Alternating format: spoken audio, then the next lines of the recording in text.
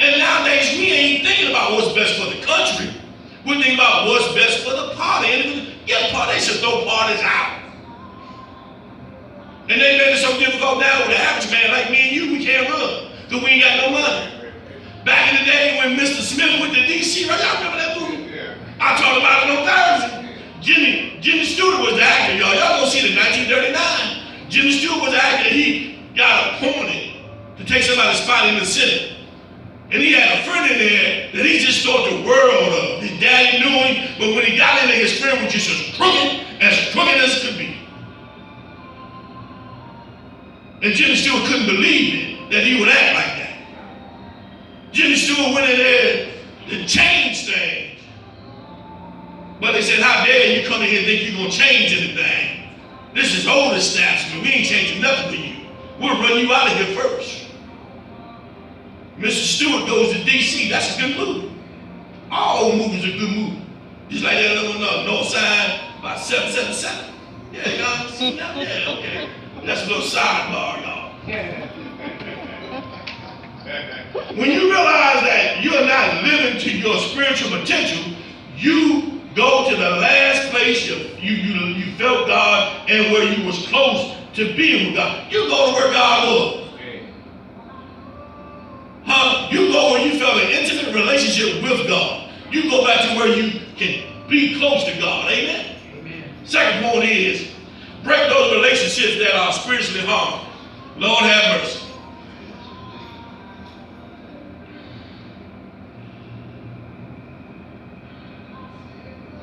If a lot of those senators, I believe, and a lot of those congressmen, I believe, do what their heart wants them to do and break ranks with some of the fellow congressmen and senators and with the president, they're going to feel the wrath of the president, and they don't want that.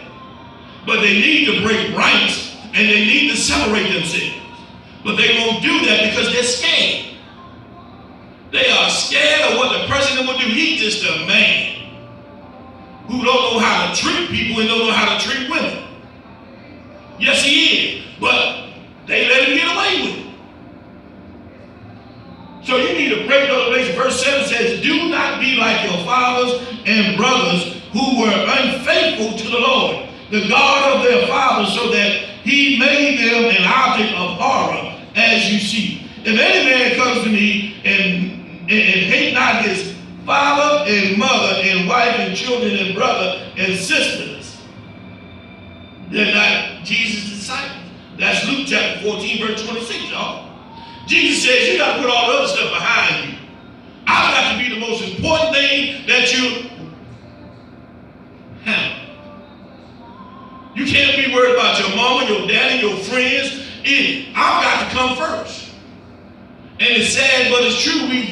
We talk about Jesus. We know Jesus. We know of Jesus. But we don't have an intimate relationship with Jesus. Because if we had an intimate relationship with Jesus, he would be first.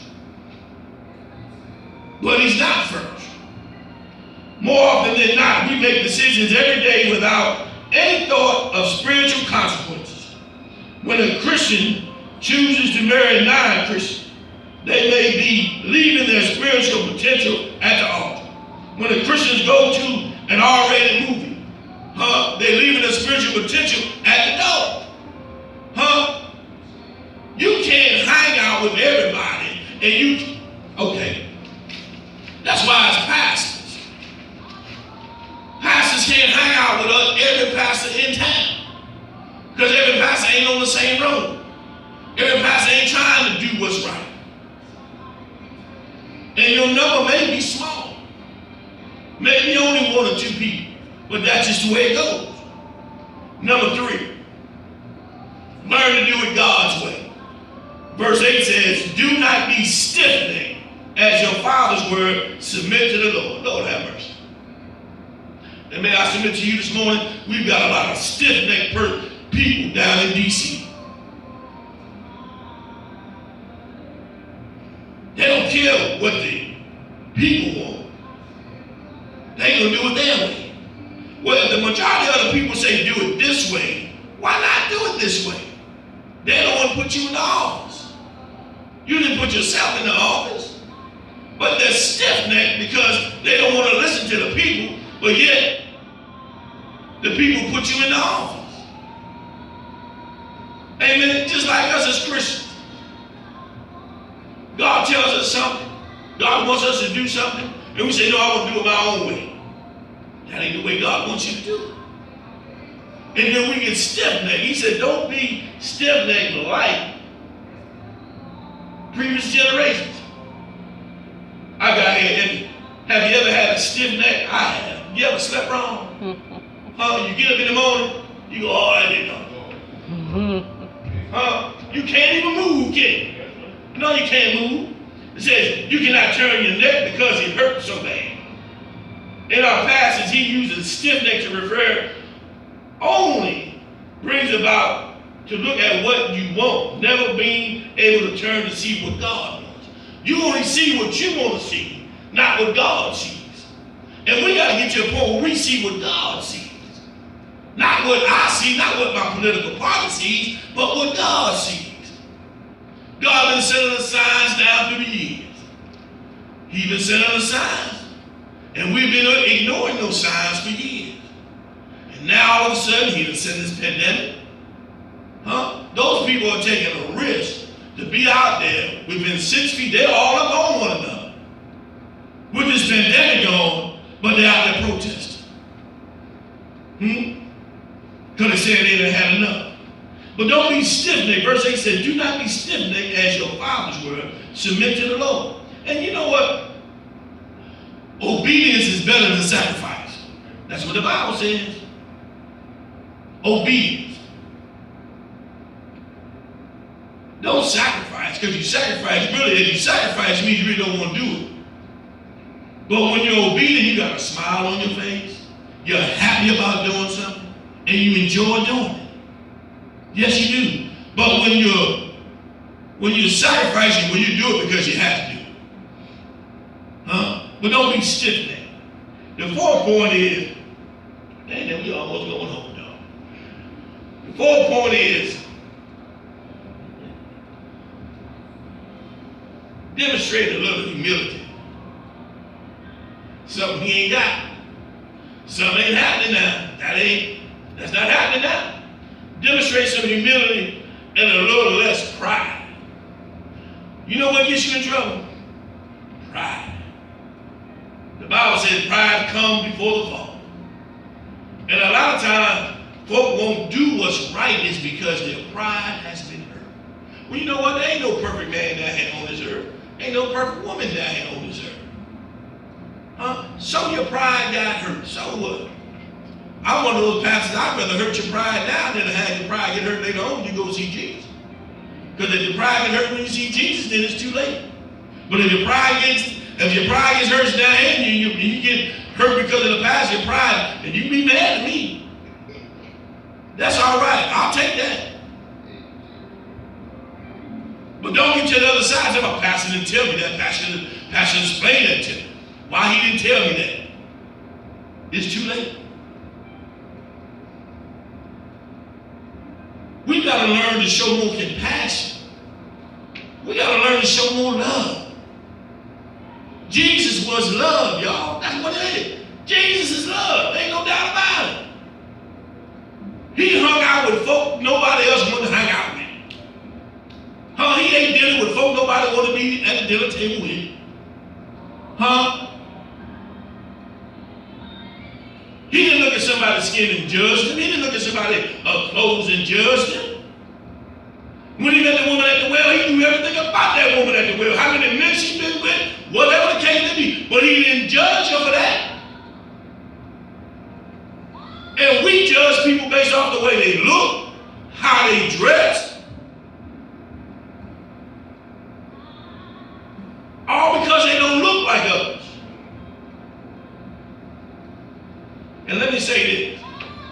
I got one more point. I want you to hear me clearly. All white people are not bad, and all black people are not good. You judge them by the content of their character. What's inside of them is what's matters. That's what matters. I I got a lot of good white friends. And for the brothers, I got some I wouldn't hang out with. I ain't gonna hang out with him because you can't trust him. But you weigh him and you look at the heart, you look at the record.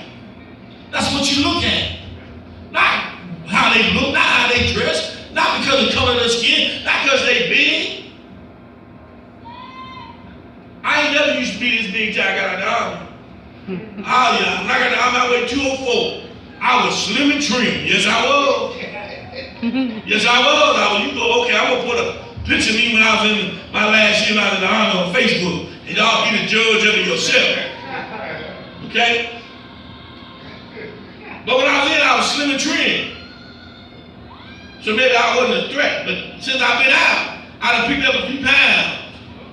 And you know, people tell me, man, you sure a big dude, man. You know, you a big dude. Now, I ain't that much fat, no, but I'm muscle, you know what I'm saying? So,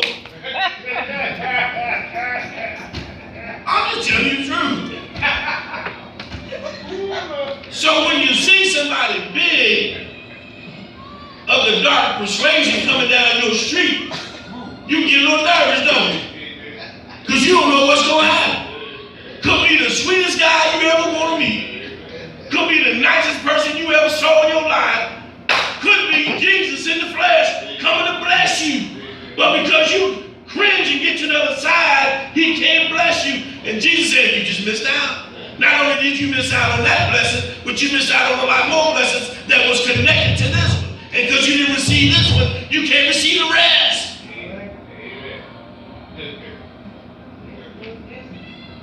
That's what Jesus is saying, all because you got nerves. And that's why a lot of times we don't receive what God has for us because we don't like the messenger that's bringing it to us. Instead of saying with open arms, here I am, baby. I'm like this. God said, whoever you want to send. Send. Send a brother that's in come Send a brother in a three-piece suit. I don't care.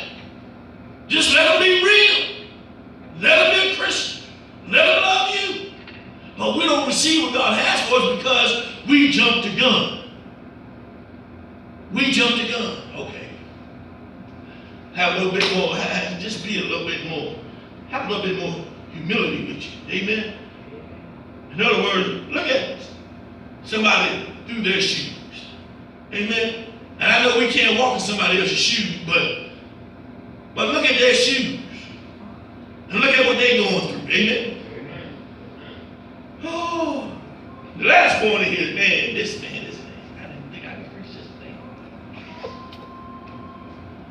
Living to your spiritual potential results in what you said, Frank, and many blessings to other folk.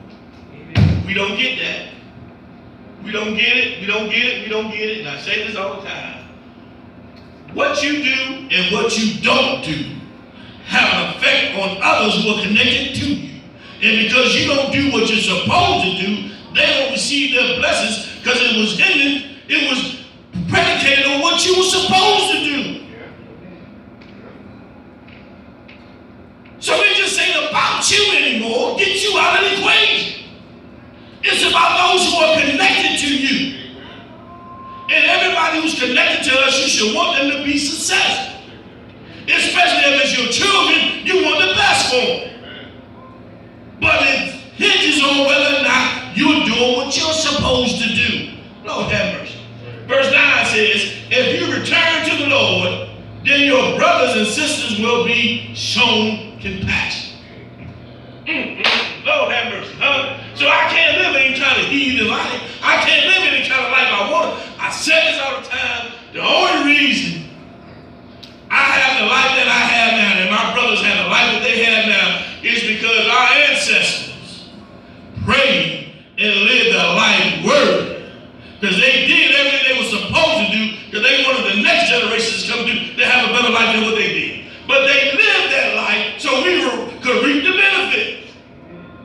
And if we don't live that life now, those who's coming behind us are not going to reap the benefits. I know you living good. I know you driving good. I know you eating good. I know you dressing good. good. I know you living good. That's you gonna die one day. Yeah, you gonna be gone. The question is, what about your great-grands, great, all those who left here? What about them? And after you dead and gone, everybody asks the question, why am I catching so much hell? And you won't be able to answer that. But somewhere along the line, if they got the spirit of discernment, it will come to them that maybe your ancestors didn't do what they're supposed to do. So maybe you need to stand in the gap and repent to the Lord and ask the Lord to forgive your ancestors for all that they should have done that they didn't do. That works. It works. Yes, it does. It happened right here in this church. It works. I stood here and prayed one Christmas service and said, the Lord gave it to me. He said, stand in the gap, Thomas. Pray for all the transgressions that happened in the church. You wasn't here, but you in charge now. Accept responsibility for it. And when I did, he opened up the floodgates for us. And he blessed us. So it ain't just about you, it's about those who's coming behind you. If you're my age, you'd have lived a good life already. I know you had. Yeah, you had. I just went home back in March. Yeah, I see some of my classmates. Y'all looking good. Y'all living good. God bless you. And I'm proud of it too. I'm devil in. And those I didn't see, I see you on Facebook. I'm proud of it. Love it. You done everything you're supposed to do, doing it. But hey, keep in mind there are those who coming behind you. Those who's coming behind you that may not know anything about the Lord. Huh? But I believe somebody in David's lineage got blessed because David lived a worthy life. Amen? Yeah, David messed up. Yeah, David did it. Yeah, we all gonna mess up. But you know what? Because David lived right, his sons, his family reaped the benefits. Oh, Lord have mercy. So you got what? How many boys you got? 3, 4, 5? 5, yes, that's 5. That's my wife. She says 5. She's old. She's a school teacher. She's old. So you got 5. And you know what? I'm going to share this with you. If our government would apply some of the stuff that pastors are preaching to how they run that DC down there, DC would be ran a lot better. But they act like they had war down there. They act like they had each other's throats down there. And it shouldn't be like that.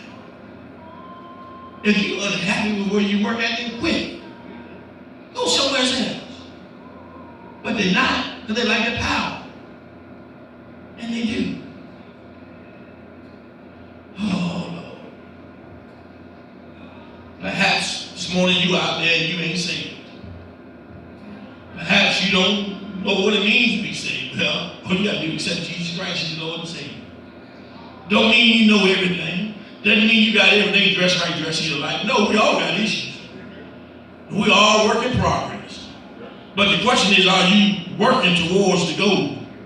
Or you just using that as an scapegoat? Somebody, oh, I ain't ready yet. No. Life ain't promised tomorrow, ain't promised another 10 seconds. It ain't promised. So the question is, if God calls you right now, do you know where you're going to spend eternity? That's all. Eternity is forever, forever, forever, forever. I mean, they never run out. Do you know? Let me not just say, hey, Lord, I'm a sinner. I need your help. I need you to come into my life. And when you come into my life, Lord, I'll make you the head, not the tail. I'll accept you, accept whatever you want me to do, wherever you want me to go, I'm going to go, even if it don't make sense. All I know is I need a change. I don't want to spend eternity in hell. I want to spend it in heaven. And all you got to do is open that door and let him Don't wait till you stop drinking. Don't wait till you stop smoking. Don't wait till you get till you think you got everything right, because you ain't gonna get everything right. You ain't. If David can murder somebody, God can use you too. He can. All through the Bible, from Genesis to Revelation, God has used messed up people. And that's what we are. We all messed up. Ain't nobody better than the other. I tell the folk here, no difference between me and you is that I have to be the pastor at this point in history. That's all. We all on the road trying to get to heaven. That's all. That's all. And when my time is up, you can move me out the way. Ain't nobody better than the other person. The Bible says love covers a multitude of sin. It does. And I had to be reminded of this from a great woman. She's about 56 now. Tell me, don't tell me you love me, show me you love me. That's what they tell you now. Come on, I'm trying to help somebody out there now, y'all. Hey, see, you know the difference between me and you is I can't help you unless I messed up. That's right. Deacon Frank said 18 years. But in my case, it's 35 years. So don't tell me that you love me, show me that you love me. And sometimes we need some help as human beings. That's where the pride factor gets rolled out the way. Because we all need help. Nobody knows everything. I don't care who you are. Not even Obama knew everything. And he was a smart joker. But he didn't know everything. And Lord knows this joker here don't know everything. Lord knows.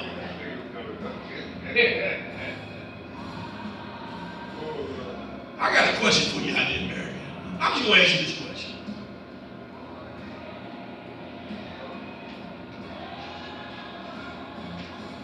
If I go into business, if I'm going into business, and we're going into business together, Sister Frank, and if you file for bankruptcy 4, 5, 6 times, why are we going into business with you? I don't need you. That tells me that you got a problem with money. So then, how does that make me most qualified to run the country when it comes to business? No, what it says is I'm the most qualified to ruin the business, but not to make money. That's just a little thought out there, y'all. Y'all wait that for me for a little while, right? But if me and you was going to business, and you tell me, well, Thomas, how many times you been in bankruptcy? I tell you 5, you're going to pull back. You ain't going to invest? No, you ain't.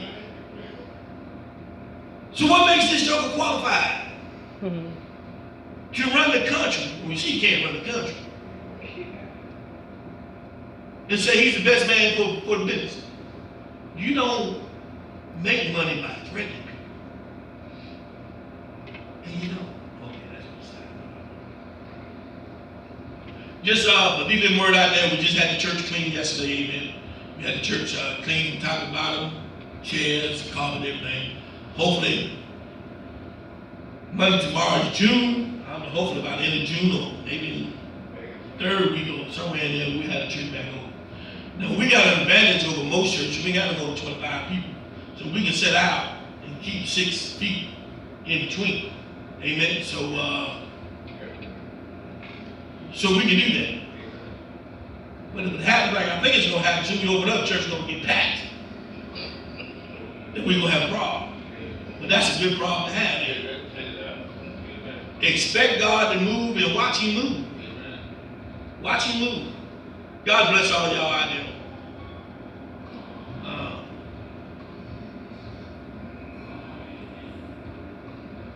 Let's all close it out. Father God, we thank you, Lord, for this opportunity to come and bless your name, Lord. Thank you for all that you have done, are doing, and will do in our lives, Father. Father, we ask, Lord, that you touch this country, Lord. Touch all of those who are in charge, Lord. Touch those who are protesting. Touch those who ain't got no business there, but are there. Remove them out of the equation, Lord. Just bless, Lord. Allow us to look at life through a different lens, Lord. Allow us to look and say, hey, that just ain't right. Just bless us, guide us, and give us strength, Lord. Bless all of those who are connected to this ministry. Bless their extended families, wherever they may be. Just bless us, guide us, and give us strength. In Jesus' name we pray. And the people of God said, amen, amen, amen. Thursday, God bless you.